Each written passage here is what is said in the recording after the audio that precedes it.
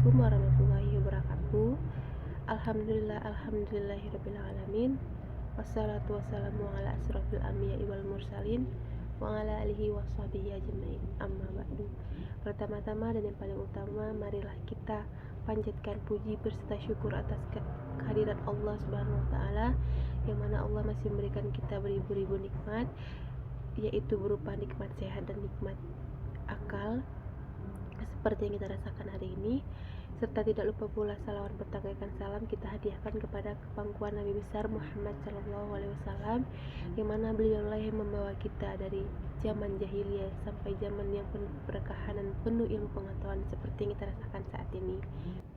Yang saya hormati Bapak dan Ibu semuanya, dan yang saya sayangi teman-teman seperjuangan, teman-teman guru, teman-teman rekan kerja, dan teman-teman kesehatan lainnya.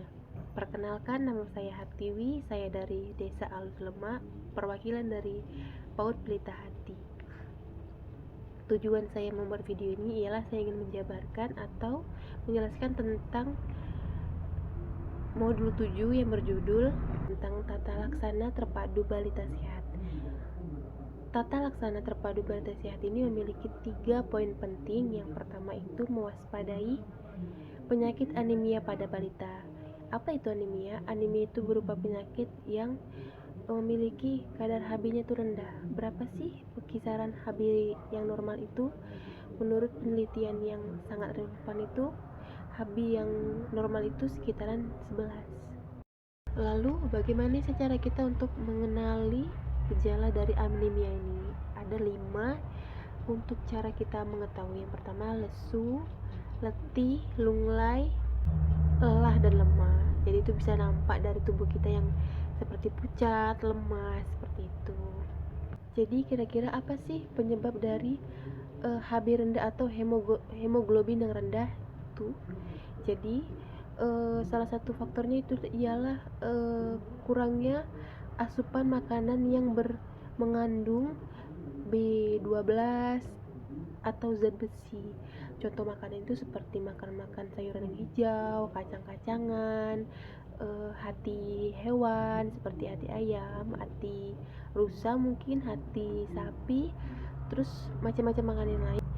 Kalau untuk balita ini, pada ibu yang masih menyusui itu, ibunya itu harus lebih mengonsumsi banyak lagi zat besi dengan makanan yang mengandung B12, atau anak-anak itu harus diberikan ASI eksklusif yang secara rutin atau secara lebih banyak kayak gitu.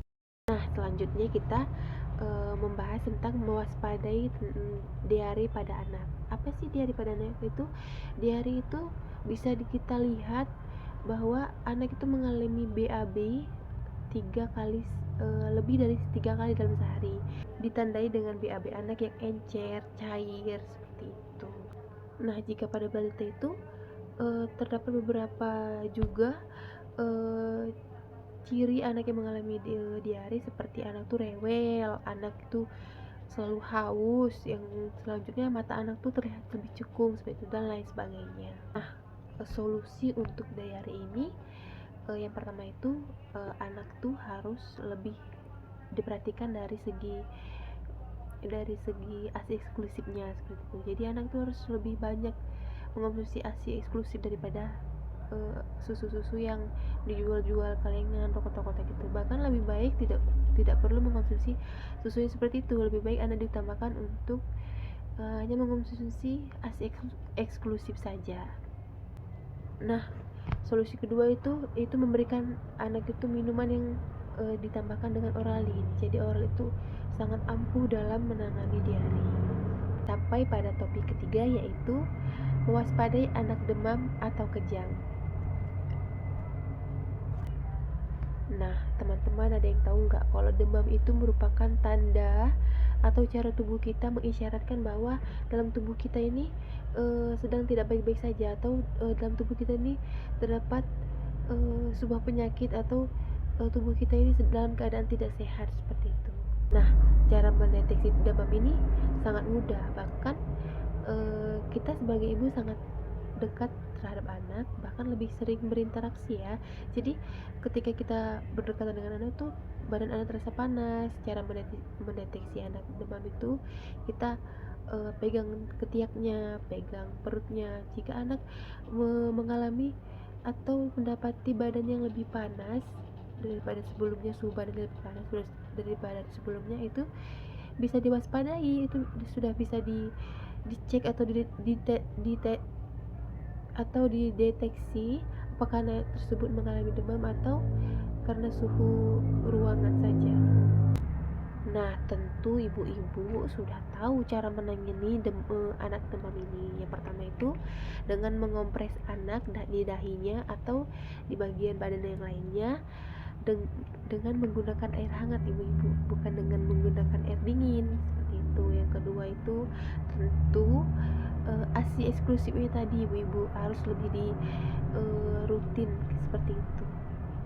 Selanjutnya, kalau memang anak tersebut sudah panasnya sudah sangat tinggi ataupun demamnya tidak reda-reda, itu sudah harus memang dibawa kepada pusat kesehatan seperti posyandu seperti puskesmas, atau jika sampai ada anak ibu-ibu yang mengalami demam sampai kejang-kejang itu, kan ada tuh juga sebagian anak-anak yang ketika demam dia tuh kejang-kejang. Apa sih yang perlu kita lakukan kayak gitu kan? Nah, yang pertama itu ibu-ibu itu tidak perlu panik, karena jika ibu panik itu kan akan lebih mengubah konsentrasi ibu-ibu untuk fokus pada anak. Jadi ketika anak mengalami kejang-kejang pada saat demam, ibu-ibu itu harus lebih rileks, harus lebih fokus pada anak. Jadi anak itu dibiarkan dari benda di sekitarnya, seperti tidak, maksudnya itu tidak ada benda di sekelilingnya seperti itu kan anak. Yang kedua itu buka baju anak yang sekiranya itu sempit gitu. Jadi tujuan membuka baju tadi agar memberikan badannya lebih leluasa, tidak sempit, tidak mengganggu pernapasannya. Yang ketiga itu miringkan anak ke samping kanan atau ke samping kiri agar anak ketika memuntahkan sesuatu itu tidak tertahan di tenggorokan. Jadi ketika dia miring ke samping tuh muntahan anak itu akan terkeluar kayak itu, tidak tertahan di sini, karena saat dia terlentang itu kan akan tertahan muntahannya tadi itu di tenggorokan seperti itu. Jadi